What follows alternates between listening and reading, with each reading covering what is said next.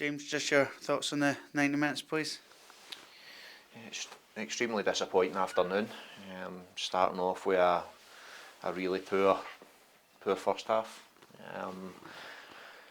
I've spoke over the last two and a half weeks about trying to get a reaction for a very poor performance at Partick Thistle, and it just looked like we carried on that performance as if we were still playing that game. No excuses, we were just being brutally honest, we were terrible in the first half. We never gave the crowd a chance to even get into the game. We could have if we had a good chance to go 1-0 up, and I think if Josh Wort's the goalkeeper or scores, then that gives the crowd a wee bit of hope, and we know what this place can be like when something happens in a game that gets them off their seats. But today we never gave them a chance to do that. On the flip side, we done the opposite. We made poor decisions playing out for the back, and look, that's on me and Dave, because we want the team to play out, we want to build, but there's also a time where you take care of the pass and you don't put your goalkeeper under pressure, or you make the right decision when to go direct and turn the team. And so all of a sudden we went from having a chance to get the crowd involved in the game to making the crowd very nervous. And I don't know how many were in, but you've then got 5,000 people nervous, you've got 10 players on the pitch nervous, and a bench full of people nervous because we just looked so out of sorts for a period in that game. Did you feel after making your tactical changes that we improved in the second half and got more what you were looking for out of the boys? The tactical changes it wasn't because Hammy and Joe were the worst players on the pitch or were causing us massive problems. It could have been any of the outfield players, and I think it was a discussion that, look, if we don't do something here, this game could be out of sight by half time. I've apologised and I've spoke to Hammy and Joe about that.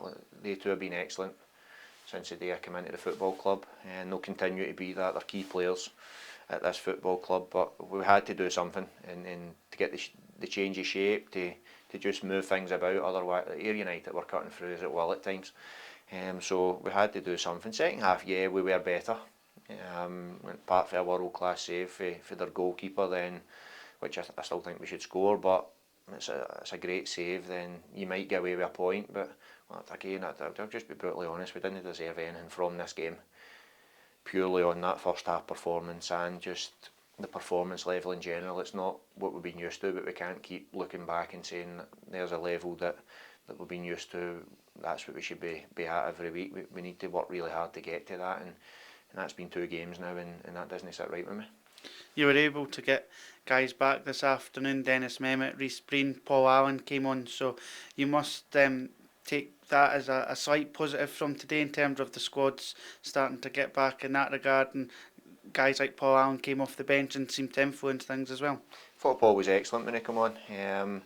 But yeah, you go from competing in games with a squad that's, you've got a bench full of kids and you're doing really well in games, to this has been the strongest the squad's been all season, and it's a tough team to pick. Sam Fisher hadn't trained for 10 days, hence the reason we decided to leave him on the bench. But then, even then, I'm second guessing myself at the time. You put him on 32 minutes into a game and he's not trained for 10, or he only trained yesterday but had missed 10 days, and you're putting him at risk with that. So look, as I said, I've got to take as much of the blame as anyone. I make that decision to put Sam on. I make the decision along with Dave to take, and the rest of the coaching staff, to take players off, to change shape. And look, it's not something we like doing. It isn't something we tried to do to be clever. And if we won this game, I'd still be coming in here with the same. If we had a great second half and 1-2-1, I'd still be coming in here with the same thoughts and reflections on that first half. It was nowhere near good enough. But I think in terms of positives to take from the game was Dennis, Sam, because Sam, in his own words, he was poor at Partick Thistle, but I think we've seen, especially having not trained for 10 days, we've seen the Sam Fisher that we're used to seeing. His passing was excellent, he was defending really well in the second half. And Paul Allen coming on, taking the ball under pressure, putting his foot on the ball and trying to make things happen. So that's the positives for the game. Other than that, then we just need to get back to work, because we have a massive game coming up next week, and if we turn up and be like that, then there'll only be one winner in that game. So look, we need to get the performance right. We need to get back to being what we had been, as much as I've just said that we can't keep looking back, but we need to be a lot better, we know that.